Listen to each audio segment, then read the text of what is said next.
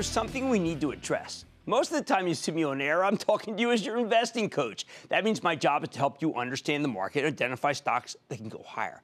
And from the perspective of a smart investor, what we care about more than anything is what makes us money? Tax bill blows a giant hole in the deficit. Irrelevant right now. It makes a ton of stocks go higher. Wages are relatively stagnant. Sure, that's bad for everyone who works for a living, vast majority of people. But it's terrific for your portfolio because growth without inflation is great for stocks. Calls rapacious capitalists. However, we can't just pretend these other issues don't exist. We have real lives where we care about this stuff. Money's not the most important thing in the world. You know that. I know that. It's just the thing I know how to help you with.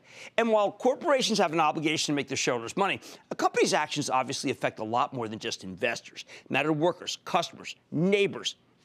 These are what matter. And that's why tonight I want to talk to Dan Hesse.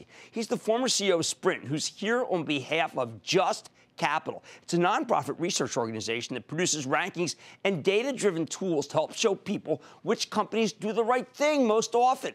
Yesterday, Just Capital and Forbes released their 2017 list of just companies, ranking the 1,000 largest businesses in America based on worker pay and treatment, customer respect, product quality, all the things that we neglect way too much on Mad Money. So without further ado, Mr. Hesse, welcome back to Mad Money. Good to see you, Dan. Good to see you, Thank you so much. We miss you. We miss your integrity. We miss your character. We miss everything that you bring to corporate America, which is why it didn't shock me when you called me and said that you're doing Just Capital, that you are now trying to do something to make companies be more like how you think companies should be, which is all these great criteria. Tell me about Just Capital and how you arrived at these criteria and what really matters. Well, Just Capital did a survey of over 72,000 Americans to see what kind of behavior they wanted to see from the companies they buy products from, invest in, go to work for.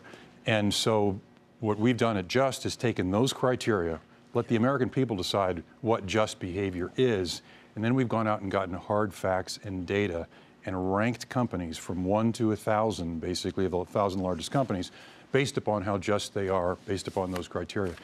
What the American people said was 96% of them wanted somebody to go provide them with this information, and well over 80% said they would use it.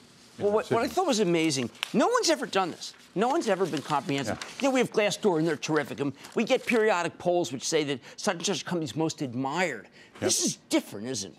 Yeah, this is more comprehensive. So actually, we use Glassdoor data. Okay. We use all sorts of data from other sources. So Glassdoor has really rich data with respect to how companies treat their employees, for example. So we use a variety of data sources, but this is very comprehensive. Now, what I thought was most interesting is a company that I revere, Intel, ranked #1. Brian Krzanich, always been an amazing company. So they check off on every one of the boxes? Yeah, and they're particularly good. And what you see in terms of the companies that have performed really well, they tend to have, if you will, employee-centric and customer-centric cultures and focus a lot on those items. I was surprised to see so many technology companies, Texas Instruments, then NVIDIA, Microsoft, IBM, Accenture, Cisco, Alphabet.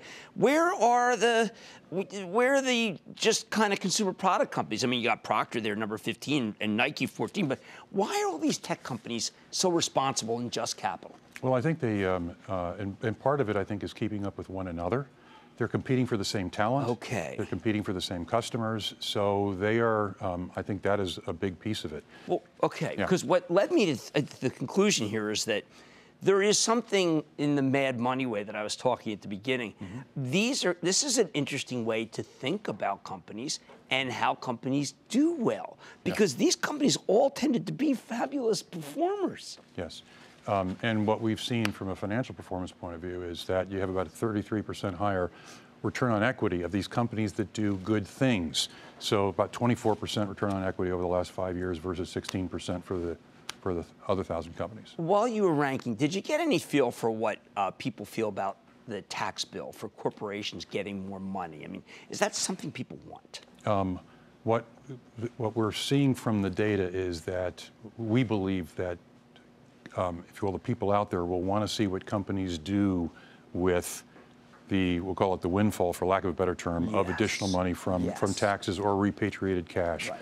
They don't want to see companies buy back shares, increase dividends. In essence, if there's one overall theme in the data, it's that they believe companies are focused too much on just shareholders versus all the other stakeholders. They'll say shareholders, yes, important, but your employees are number one and your customers are number two. So are, the communities, the environment, a lot of other stakeholders. So they will want to see companies take this money and invest in their employees and in some of these other areas. Well, that is only produces a better return on equity. I can't resist. You came from Sprint.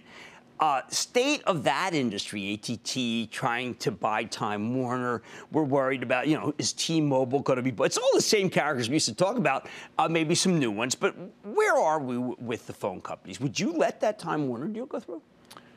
Well, I don't want to opine on that particular subject. I do think, though, from an antitrust perspective, the traditional industry lines are blurring. I mean, so you say Amazon, what industry are they in? And I think that some of the criteria need to evolve with the times. All right, fair enough. And I do want, if we can get this list posted on the website, because these are companies that I admire because they are admired by your vast, rigorous, and empirical survey. Yeah. Congratulations. By the way, one thing I would add is with all of the differences politically, the results between Democrats and Republicans were amazingly similar in this survey. One bit of unity in this country. Yeah. That's Dan Hesse, former CEO of Sprint and board member of Just Capital. I thought this was extraordinary, and I want to buy shares in a lot of these companies because Just Capital rated them well. Mad Money's back after the break. Booyah! Jim Cramer here from Mad Money. Thanks for watching CNBC on YouTube.